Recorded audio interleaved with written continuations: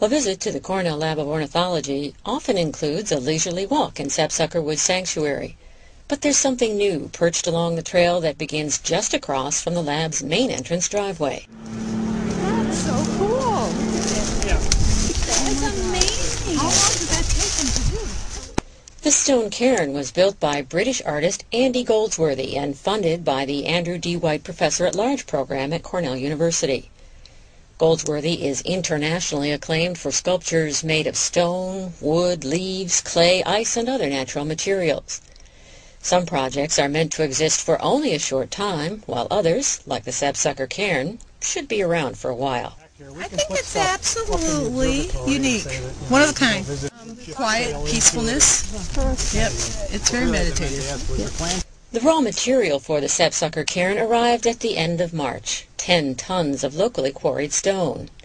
Teetering stacks of stone had to be carefully unloaded and then hauled to a bit of high ground in a quiet corner of the woods. Lab staff prepared the site and installed the large stone base. Goldsworthy arrived April 14th and set to work with a handful of students and a Cornell stonemason. He works each piece of stone, judging how its size, weight, strength, and texture will fit into the finished piece. Cornell senior Cairn has worked with Goldsworthy on several projects and admires the artistry and the engineering. I mean, he's got such a good eye. You know, he can look around at all the stone that's scattered around him and you just sort of see him and like stop and grab the exact stone that he wants and start working it with his hammer.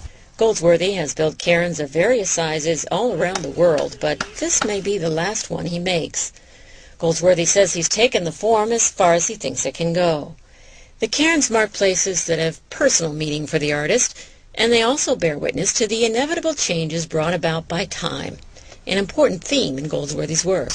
He told us in his lecture that he thinks of this form as being like a journey marker or a guardian, and so, for example, he's built one near his home village in Scotland, and so it's really special to me that there's one here in the woods.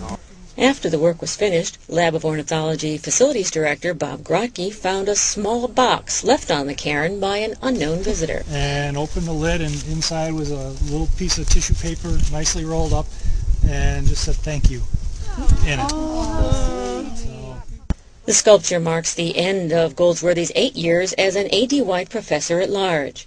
During his final lecture, Goldsworthy thanked Cornell students for all the effort they put into this project and many others over the last 8 years, and he promised to come back.